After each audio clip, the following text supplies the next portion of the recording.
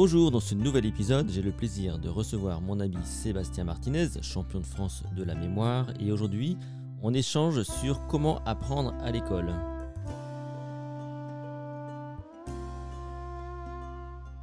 Alors vous êtes peut-être vous des enfants scolarisés, vous êtes peut-être aussi enseignant, ou vous êtes vous-même élève. Eh bien, on va échanger là sur des stratégies qui peuvent être utiles pour mieux apprendre à l'école, pour mieux mémoriser ses leçons, ses cours. Et on essaiera donc de vous guider vers nos meilleurs conseils avec Sébastien.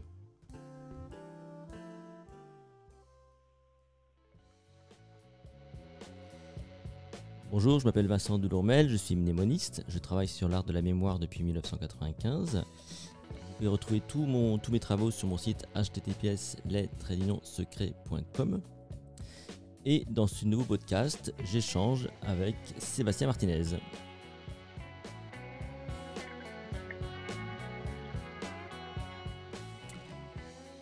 Salut Sébastien. Bonjour Vincent. Ça va? En pleine forme, franchement, printemps, je suis très content. Oui. Et comme tous les autres podcasts, je te propose de commencer par la première question classique. Peux-tu te présenter rapidement? Qui es-tu? Que fais-tu? D'où viens-tu? Et où vas-tu? Avec plaisir. Donc Sébastien Martinez. Tiens, je suis papa moi de deux enfants. J'ai 37 ans aujourd'hui. Les enfants ils sont CP. Aujourd'hui. Oh non, non, pas aujourd'hui. Non, ça fait un peu 10 jours. 10 jours, donc c'est assez récent. Donc petite section SCP. Et en fait, je suis tombé dans les arts de mémoire moi en 2008. J'ai un diplôme d'ingénieur. Et donc en fait, moi, mon levier d'apprentissage, c'était beaucoup la compréhension. Et j'ai tendance à dire, je suis devenu expert de mon problème. Parce que comprendre c'était facile, donc maths, physique easy, tout ce qui était par cœur, français, anglais, histoire, ça c'était pas possible. Et donc c'est comme ça, après avoir fait maths sup, école d'ingénieur, que pour partir à l'étranger, je dois valider un examen d'anglais, un TOEIC. Et donc c'est là où je découvre l'existence de championnats du monde de mémoire. Mes premiers livres, voilà, je tombe sur Debuzan, je découvre ces livres mais plus tardivement. Et donc je me prends vraiment au jeu de ces techniques de mémorisation. Grâce à des élèves, je fais des compétitions. Je vois que je suis pas au niveau. Après, je deviens champion de France, vice-champion du monde avec l'équipe de France. Mais en fait, ce que j'adore avec ce monde de la mémoire, c'est toutes les applications qu'on peut avoir dans la vie de tous les jours. Et aujourd'hui, j'ai deux casquettes vraiment dans ce monde de la mémoire. À la fois, depuis 2020, je porte l'association. Je suis le président de l'association des sports de mémoire en France.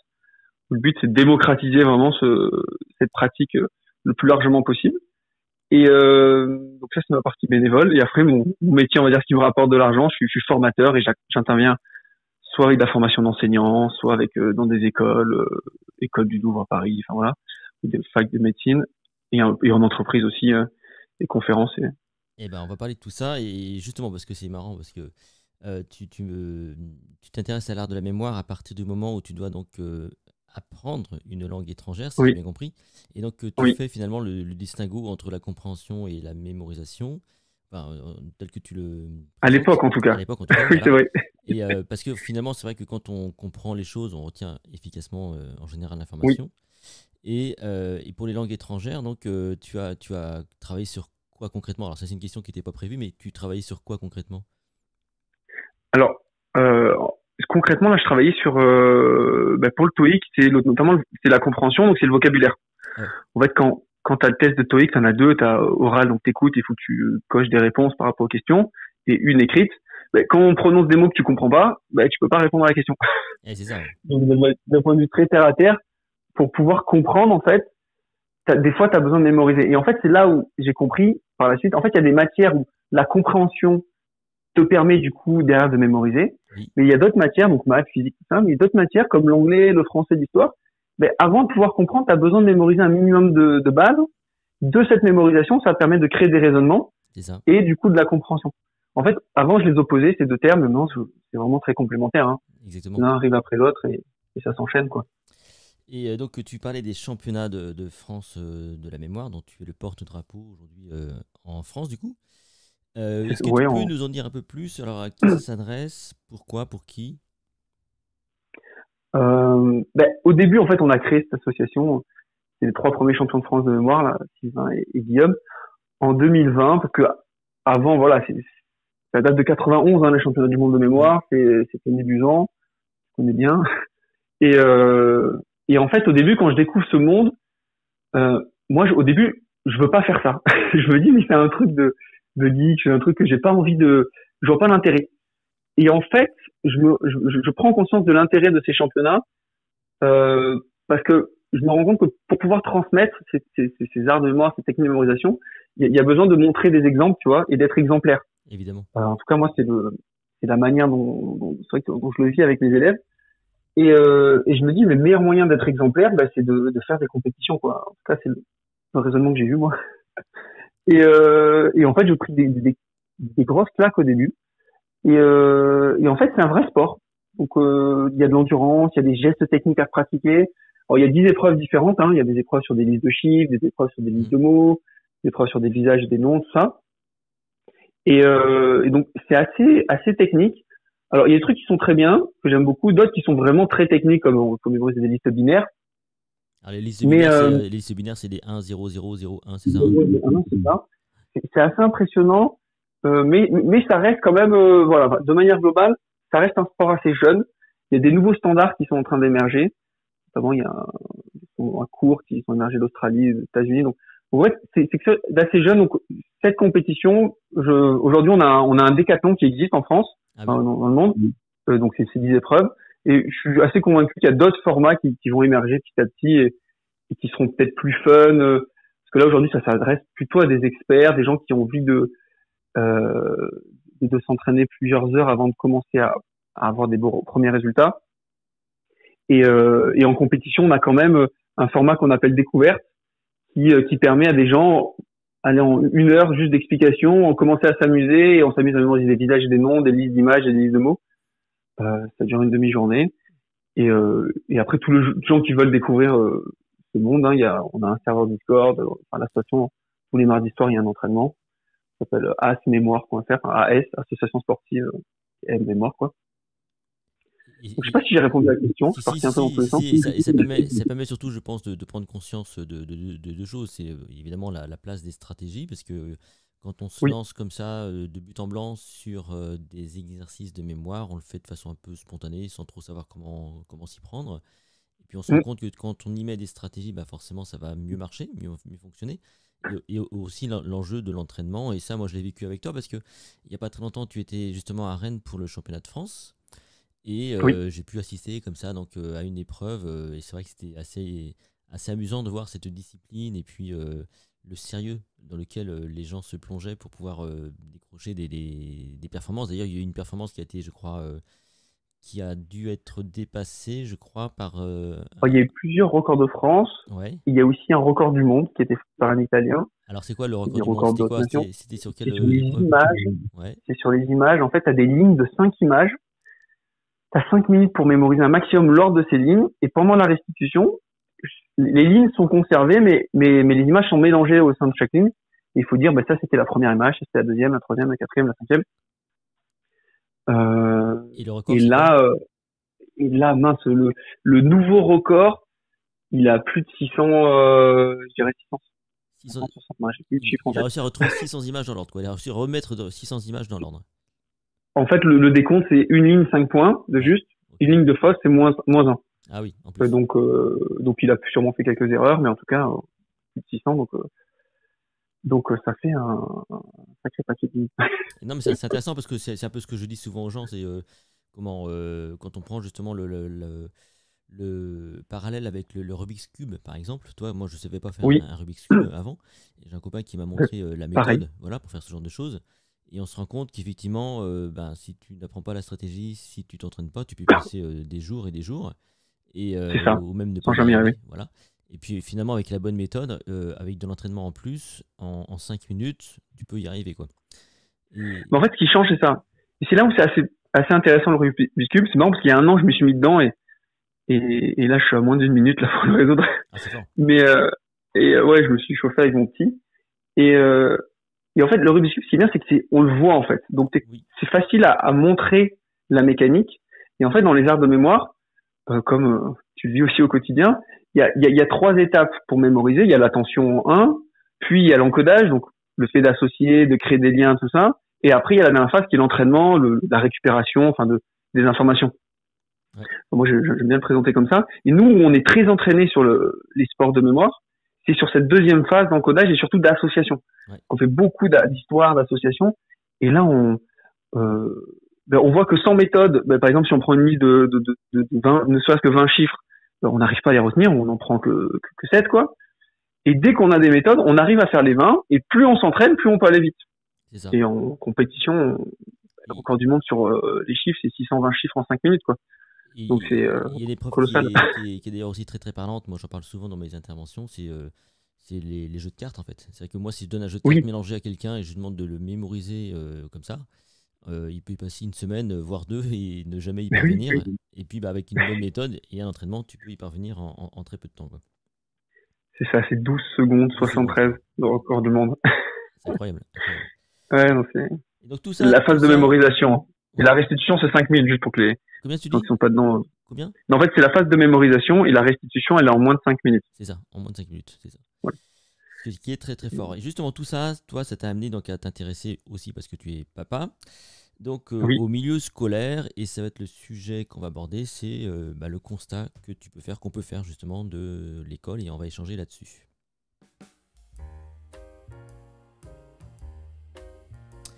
Alors Sébastien, l'école c'est un vaste sujet. Moi je suis un petit peu plus âgé que toi, donc je vis comme toi les réformes d'année en année. Moi je suis assez radical aujourd'hui, je dis, vous savez, c'est plus tellement de réformes dont on a besoin, c'est peut-être de tout raser. Je suis un peu radical, hein, d'accord ? Ah oui, voilà. Ah oui, c'est radical. Alors toi qui travailles plus que moi avec les écoles, quel est le constat que tu fais avec les écoles ? Et après tu vas nous dire un peu comment tu interviens. Oui, en fait c'est moins radical. En fait, pour remettre, le constat de l'école, en fait, plus je découvre et plus je suis nuancé et bienveillant. Enfin, l'école, c'est presque 1 million de personnes. Hein, je parle de collaborateurs, enfin d'enseignants, d'administratifs, tout ça. 850 000, je crois. Ouais, voilà. Donc, dire par rapport à EDF, c'est, les ordres de grandeur, que je dise pas de bêtises.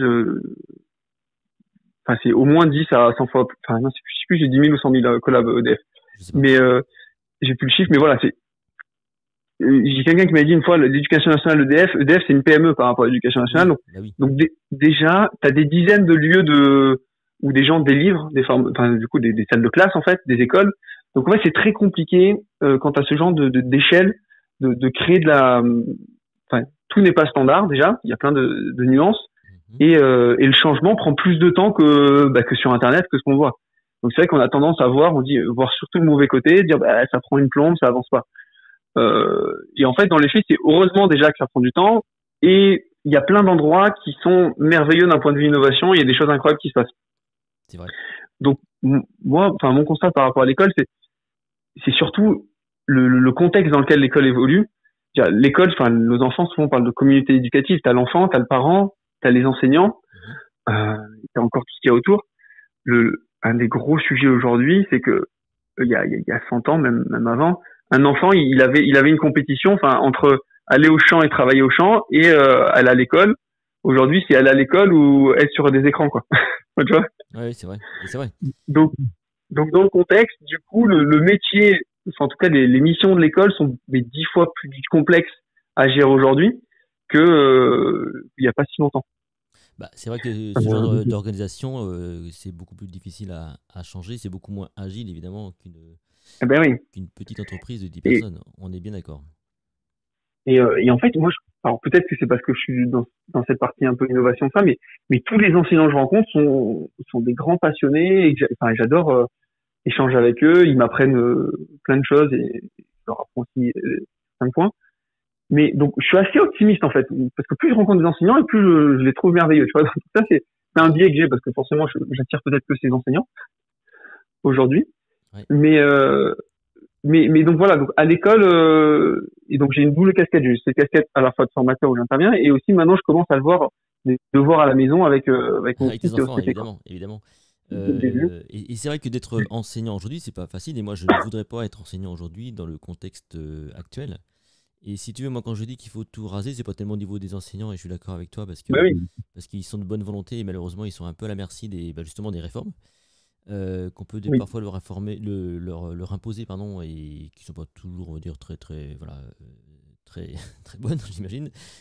Mais toi, moi, je viens du monde des sciences de l'éducation, et oui, toi, il y a un truc, moi, déjà que j'aime bien remettre en question, déjà, c'est la classe, toi, rien que la classe. C'est quoi une classe? oui, D'où ça vient et à quoi ça sert et qu'est-ce qu'on voulait faire au départ par rapport à ça et qu'est-ce qu'on en fait aujourd'hui, quoi. oui, Tu vois? Et oui, toi, tu as des enfants en bas âge aujourd'hui, donc forcément, bah, tu vas être confronté aussi à plein d'autres choses, hein, des, des évaluations. Alors, tu n'en es pas encore là, mais au collège, par exemple, aujourd'hui, il y a ce qu'on appelle des applications comme Pronote, je sais pas si tu connais. oui, oui, bah, très bien. C'est l'agenda Les agendas, mais qui est pas que, hein, dématérialisé. c'est pas que les agendas, c'est aussi Oui, c'est les tout. notes en direct.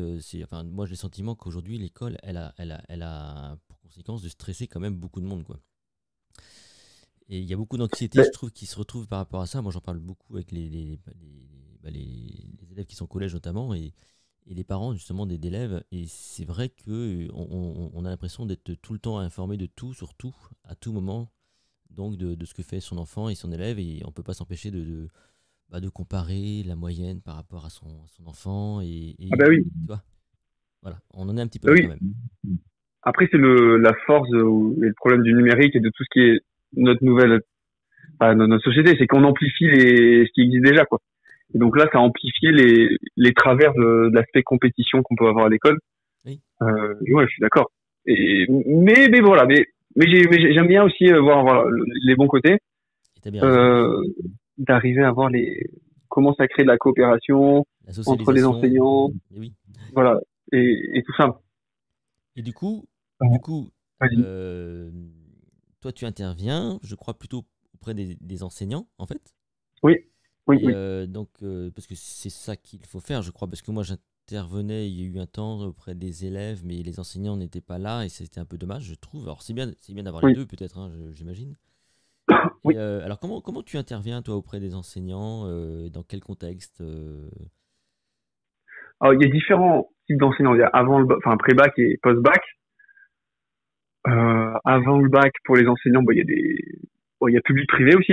Oui, Public, la complexité du public, c'est que c'est quand même la chaîne de décision, elle appartient plutôt au rectorat ouais, c'est ça. et beaucoup moins au chef d'établissement. Dans le privé, la chaîne de décision est plutôt au niveau du chef d'établissement. Oui, Donc c'est plus facile, en tout cas c'est plus rapide du coup d'avoir des décisions dans le privé, mais c'est juste structurel en fait.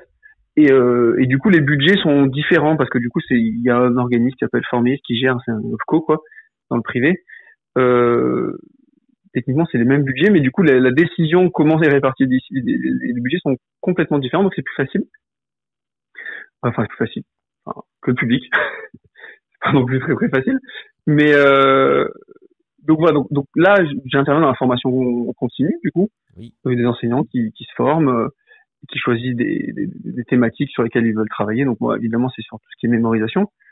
Et moi ce que j'aime bien juste dans ma singularité, j'aime bien le côté quelqu'un assez pragmatique. Un des problèmes que j'avais quand j'étais en école d'ingénieur, c'est que je me disais on nous apprend plein de trucs théoriques sur le béton, mais jamais on nous a fait monter un mur, tu vois. oui, c'est ça. J'en suis incapable, tu vois. Et ça me rendait fou. Et tu vois, il y a le pilote de voiture et il y a le mécanicien qui sait comment elle marche. Et en fait, c'est bien de savoir comment ça marche, mais si tu sais pas le faire, enfin voilà. Moi, j'aime bien savoir faire. Et aujourd'hui, j'ai vraiment poussé beaucoup cet aspect. Concrètement, comment tu fais pour apprendre une liste, une chronologie, des tableaux, des dates, tout ça. Et donc, on prend plusieurs exemples très pratiques, très opérationnels qui vont retrouver en classe avec leurs élèves. Et avant de leur demander, on va dire, de le faire en classe, ben je leur fais expérimenter pour qu'eux soient capables de le faire. Bien sûr. Et après, ils ont toujours des missions à faire parce que moi, c'est des accompagnements qui durent un mois. Ah oui, à moi, donc Et quand tu dis à moi, c'est à quelle fréquence, en fait? c'est une séance de 2 heures par semaine. D'accord. Euh, et c'est plus en visio, comme ça, ils sont un peu éclatés un peu partout en France ou Ouais. sur des régions. Et ça leur permet à chaque fois de tester, tu vois, les exercices tout seul ou avec leur classe. Et derrière, ils ont, enfin, tu vois, ils ont une courbe d'apprentissage, de progression qui est assez enfin, ouais, qui me bluffe en fait moi à chaque fois parce que il y en a plein qui essayent de suite parce que c'est pas confortable au début de tester avec des classes où t'es toi-même pas encore trop expert, quoi. Ouais, c'est clair. Mais en général, ils font beaucoup. Enfin, ils testent beaucoup. Et, euh, et tu vois, ça m'était venu aussi parce que une des premières formations que j'ai faites, c'est sur Aix-en-Provence. J'habitais dans le coin à l'époque, il y a plus de 10 ans. Et j'ai une enseignante qui me disait en primaire, elle dit, je donne des poésies à apprendre à mes élèves, mais avant j'y arrivais, aujourd'hui j'en suis incapable. Est-ce que tu peux m'aider? Tu vois, Et alors, ça c'est le constat. et pourquoi du coup elle y arrivait plus? C'était quoi le... Ben, elle n'arrivait plus. Je pense qu'un des problèmes, c'est aussi tu vois, cette métacognition. Elle savait pas comment elle faisait. Du coup, elle sait plus le répliquer. Oui, Et comme nos vies sont pas les mêmes quand on a 40 ans que quand on a 12 ans, ouais, tu vois, ou 10 ans, on a plein de choses à penser, mais on n'arrive plus à les apprendre. Et après la formation, elle en avait appris une dizaine, tu vois, de poésie. super. Parce qu'on avait vu des stratégies, tu vois, de visualisation, d'entraînement espacé. Et en fait, ça redonne confiance, en fait, C'est ça. de montrer que c'est possible de le faire. Et moi, enfin, pour moi, c'est vraiment le truc, j'essaye de pousser les personnes, je dis, ben, soyez des personnes inspirantes, montrez que ça marche sur vous, et dans un deuxième temps, vous le transmettrez. Et ça, je fais ça avec les enseignants, mais aussi avec les parents que j'accompagne ou des élèves, tu vois. Bien sûr. Mais ça part toujours voilà, de soi, comme montre que tu y arrives, quoi. Et globalement, les enseignants, parce que ça on le sait aussi, ils le réclament hein, souvent des formations, ils le disent souvent eux-mêmes qu'ils ne sont pas toujours très bien formés. Et ils sont Ah oui, demandeurs, vraiment demandeurs de ça. C'est quelque chose voilà, qui déporte, de savoir comment fonctionne le cerveau, la mémoire. Parce que l'autre contrainte qu'ils ont, effectivement, c'est qu'ils ont en face d'eux des élèves de différents niveaux, de différentes classes les sociales. grandes classes. Tu vois, c'est des grandes classes, c'est un peu tout ça, quoi. Et donc ils sont demandeurs. Et quel est le problème qui remonte le plus souvent par rapport à ça? Ben, moi, en fait, je te dis ce qui ressort, ce qu'ils adorent et du coup, le problème qui peut en sortir, mais en même temps, c'est un choix. Moi, ce qu'ils adorent, c'est l'aspect pratique et opérationnel. De suite, on voit des astuces très opérationnelles en fonction des problèmes qu'ils ont. Je dis, ben là, tu peux l'adapter comme ça, tout ça. Donc c'est très, on va dire, recette de cuisine et pratique. Tu vois, on fait des choses. Et d'autres, après, c'est annoncé, d'autres, leurs problèmes qui viennent, mais il n'y a pas assez de théorie, tu vois. Ouais, Ils n'expliquent pas forcément d'où vient tous les principes, tout ça. Et là, je leur dis, voilà, moi, mon parcours, tu le vois dans la vidéo, avant de s'inscrire, moi, je suis pas un chercheur en neurosciences, tout ça. Enfin, je suis pas là pour vous apporter les dernières pointes, pourquoi hmm, telle chose fonctionne, tu vois. Alors, évidemment, j'alimente plein de ressources et plein de sources sur ce que la science dit, mais on passe pas beaucoup de temps où les gens ils vont un peu en autonomie sur ces sujets. Moi, mon cœur, c'est dire voilà, c'est comme quand tu vas faire un stage de basket, t'es là pour pratiquer quoi. c'est T'es ça. pas là pour qu'on t'explique shooter, t'as ton angle à 5 moi je suis là pour faire avec les gens quoi. Mais après voilà ce que j'adore faire quoi. Super. Donc, le triptyque finalement gagnant pour bien apprendre à l'école, c'est évidemment l'enseignant, c'est l'élève et les parents. Donc, tu leur donnes des conseils qui sont individuels, plutôt généraux, ou est-ce qu'on peut tous partager les mêmes méthodologies? Est-ce que concrètement, parce que Euh, comment est-ce qu'on ouais, peut aider concrètement, on va dire, un enfant à bien apprendre aujourd'hui? alors il faut commencer déjà par quel est le problème. Tu vois, c'est bien identifié. Euh, voilà, là il n'arrive pas à apprendre sa poésie, il n'arrive pas à apprendre ses verbes irréguliers, il n'arrive pas à apprendre sa leçon d'histoire, il n'arrive pas à apprendre du vocabulaire, une formule de maths. En fait, déjà, la première étape, c'est qu'est-ce qu'il n'arrive pas à faire. Ouais, Tu vois, l'orthographe, la vérification. Et à partir du moment où on voit où il y a le problème, après, il y a différentes stratégies qui peuvent en découler. Mais donc, c'est bien cibler le problème. Une fois qu'on l'a bien ciblé, après, dans les stratégies qui reviennent tout le temps, c'est l'entraînement par récupération et révision espacée, c'est-à-dire, tu t'es entraîné aujourd'hui, demain tu vas te rentraîner, mais tu vas pas relire, tu vas te tester, tu vois, enfin, tu prends une feuille blanche et tu ressors ce qui vient. Donc ça c'est l'entraînement par récupération, c'est de se tester, et pas de relire. Enfin, et deuxième point, c'est après, tu vois la méthode des J que tu connais par cœur, c'est aussi la le méthode, lendemain, oui, la méthode des J, des jours, des jours, ils appellent ça donc c'est pour lutter contre la courbe de l'oubli. c'est ça. Donc on refait le lendemain, 3 jours après, une semaine après, 15 jours après. Bon, on peut varier les dates, mais à peu de choses près, souvent on retombe là-dessus. Donc là, il y a cette notion voilà, de s'entraîner régulièrement. Donc ça, c'est sur la dernière partie.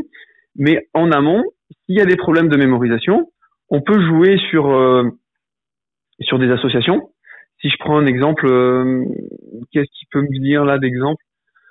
Allez, euh, les tables d'addition peut-être, ou tiens, Oui, ou les poésies peut-être.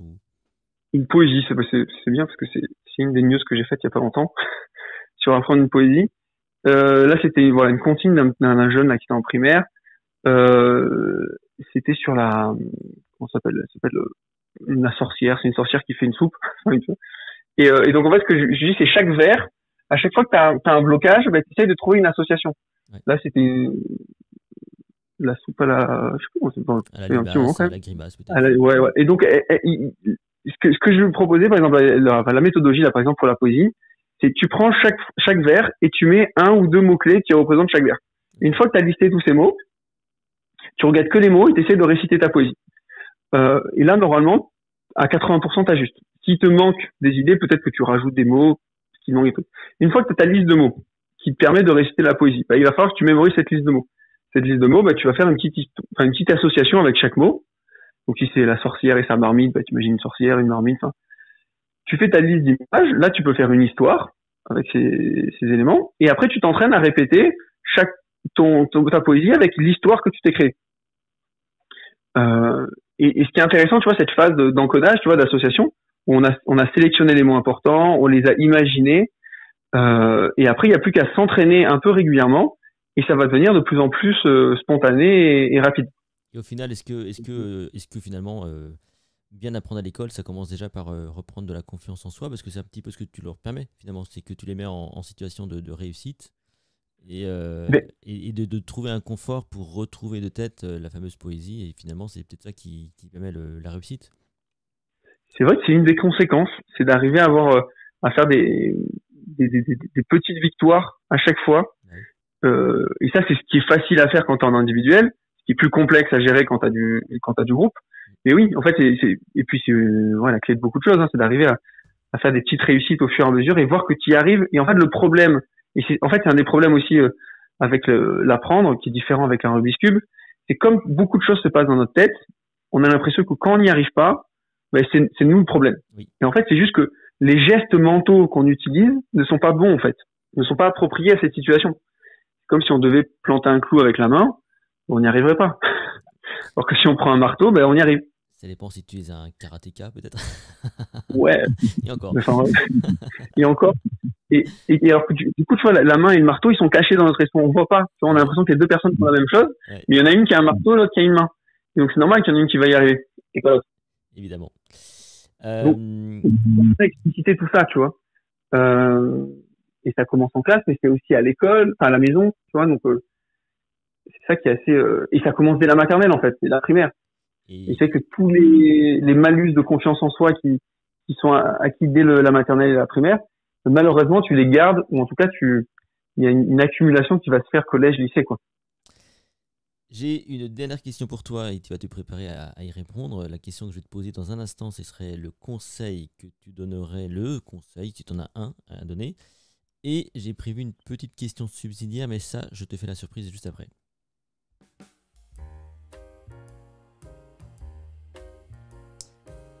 Alors Sébastien, je t'ai laissé à peu près 6 secondes pour réfléchir à quel serait le conseil que tu donnerais à peut-être un parent, un enfant, peut-être un enseignant, pour permettre un meilleur apprentissage. Alors, c'est pas le même, un parent ou un élève, quand même. Alors je te laisse peut-être pour l'élève, alors peut-être pour l'élève, pour l'enfant. Euh, en primaire, c'est plus le parent, et en collège, lycée, ce serait plus l'élève. Alors bah, Euh, je te laisse choisir. allez, là, on va dire un qui est commun, mais au moins le parent, c'est déjà, c'est prendre conscience, c'est quoi le vrai problème. Euh, Parce qu'en fait, le problème, voilà, c'est d'être assez froid dans son analyse. En fait, quand tu as du mal à apprendre, c'est voilà, qu'est-ce que j'arrive vraiment pas à faire et donc lister, voilà, c'est encore une fois, j'apprends pas du vocabulaire, j'arrive pas à apprendre cette leçon d'histoire, enfin, d'être très explicite. Et une fois qu'on est très explicite, après, ben, aller chercher les outils, les méthodes qui permettent de répondre à cette solution. Et en fait, apprendre, ça reste, c'est jamais une fin en soi en fait. Faut voir, c'est que c'est toujours une étape intermédiaire qui permet de réaliser un objectif, peut-être un métier, peut-être réussir un voyage, moi, j'en sais rien. Mais enfin, ne vous bloquez pas par rapport à une mémorisation, à l'apprentissage. Donc, vraiment analyser le problème, aller chercher les outils qui répondent à ce problème, et après c'est marrant d'apprendre, quoi. Et il faudrait que ça reste marrant d'apprendre en plus, évidemment. Bah oui, mais en général, c'est toujours marrant. Enfin, quand t'as les bons leviers. Bah, écoute, Et, alors ça peut revenir un peu sur le constat de l'école, et moi je trouve que à l'école, on devrait justement favoriser ce plaisir d'apprendre. Ce serait pour moi le ah bah premier oui, critère, toi, le plaisir d'apprendre.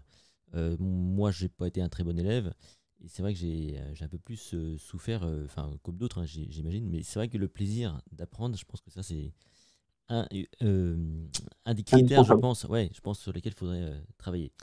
Alors, Sébastien, j'avais prévu 5 questions, j'en ai fait un peu plus, et j'en ai une dernière pour toi que je ne t'ai pas forcément, j'avais pas pensé au départ. Ah, Donc, toi, tu as 2 enfants bas âge. oui, Et bien justement, qu'attends-tu de l'école pour tes 2 enfants? oula. Et toc.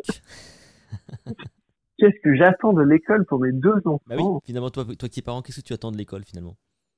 Ah, ouais, mais en fait, c'est ça, c'est qu'ils soient contents d'y aller le Ouais, matin quand je les pose. mais oui, Qu'ils, derrière, ouais, ça, gagnent en confiance et gagnent en confiance en leur capacité à continuer à apprendre. Et même si là, j'ai un gros biais parce que moi, ils sont biberonnés un peu à toutes ces techniques de mémorisation et bah oui, d'apprentissage. Tu vois, dès 2 ans, j'avais la petite, j'ai commencé à faire des choses bah oui. avec des palais et tout. Donc je pense qu'ils auront moins cet enjeu, mais euh, et grandir avec cette différence, tu vois, parce qu'en fait, il y a les apprentissages, on va dire froids, qu'on pourrait dire, ou voilà, les savoirs de base, maths, français, etc. Mais c'est toutes les autres, malheureusement, qui sont pas encore bien évalués, mais tu vois, le savoir vivre ensemble, le Oui, voilà. développement émotionnel, qui dans la vie de tous les jours qui est quand même hyper important. Ah oui, Quand je le vois, tu vois, je suis beaucoup investi dans les actions de parents d'élèves là, à la maison, quoi. ouais. Et des fois, tu vois que dans un échange, notamment sur des réseaux sociaux, ben, il y a des choses que ça peut vite partir en live, quoi. Si t'as pas cette éducation un peu à discuter, à gérer tes émotions, enfin, voilà, je pense que c'est un levier important, donc, quoi, d'apprendre à contrôler enfin, Oui, puis connaître ses émotions et en tout ce qui parler, est quoi. socialisation aussi, quoi, toutes ces choses-là, quoi. Ben oui, Et ouais, le parce vivre qu'on ensemble. reste entre nous, hein. En Et ouais. général, bah, t'as des amis qui te ressemblent, tout ça, Mm. et là, c'est assez puissant de savoir que, bah, pour faire société, bah, on a besoin de vivre ensemble, quoi. Donc, Et l'autre est aussi très, très riche, quoi. tu attends de l'école que tes enfants soient épanouis, heureux, une tête bien faite, et puis qu'ils savent vivre ensemble. J'ai bien résumé? Oui. C'est un bon résumé, hein. C'est bon, hein. C'est Eh, bon, hein. et c'est la parole du champion de France de la mémoire qui vous dit ça, donc voilà. Prenez-en conscience. Sébastien, écoute, merci beaucoup pour tout ça. Et je pense que ça mériterait presque qu'on fasse une seconde émission sur d'autres thèmes. On va parler entre nous. Avec grand plaisir. Mais ouais, Plein carrément. plein de sujets. Donc, merci beaucoup encore pour cette entrevue. Je vous rappelle que vous pouvez retrouver donc tous les autres podcasts sur mon site web, sur la plateforme Podcastix également, sur YouTube. Et eh bien, quant à moi, je vous retrouve pour un prochain épisode la semaine prochaine. Merci à vous et à Et, bientôt. Oui, t'as un dernier mot peut-être? et il y a le dernier élément aussi, pour ceux qui veulent faire de la compétition, il y a deux éléments. Tout ce qui est compétition, je l'ai dit au début, mais je vais le redire. On a une association qui est Association des sports de mémoire, Mais oui, asmémoire.fr. Et on a un serveur Discord aussi où il y a toute la communauté qui est là et on a un entraînement hebdomadaire. Aujourd'hui, c'est le mardi soir, mais ça peut changer. Et après, pour l'aspect plus scolaire, voilà, j'ai un site et surtout des news tous les 2 fois par mois. J'envoie vraiment des astuces très opérationnelles. Depuis le début de l'année, je me suis chauffé là-dessus. Et j'adore écrire maintenant. Donc j'écris beaucoup des news quali. Donc, c'est sur mon site, et de toute c'est façon, mon prénom. le site c'est donc sebastienmartinez.com, je crois, C'est ça. attaché. Bonne mémoire. Et oui, bonne mémoire, toi. Il y Et a, il y a un trait d'union. dans tous les cas, donc tous les liens sont sous les audios. Donc on retrouvera ici donc ton actualité, les championnats, tes interventions dans les écoles, j'imagine, à travers Oui. ce lien donc, que vous retrouvez sur la plateforme où vous écoutez ce podcast. Voilà. Bah écoute, merci encore une fois Ben, beaucoup merci Sébastien. encore. Allez, et à très Et à vite. bientôt. À bientôt. Ciao, ciao.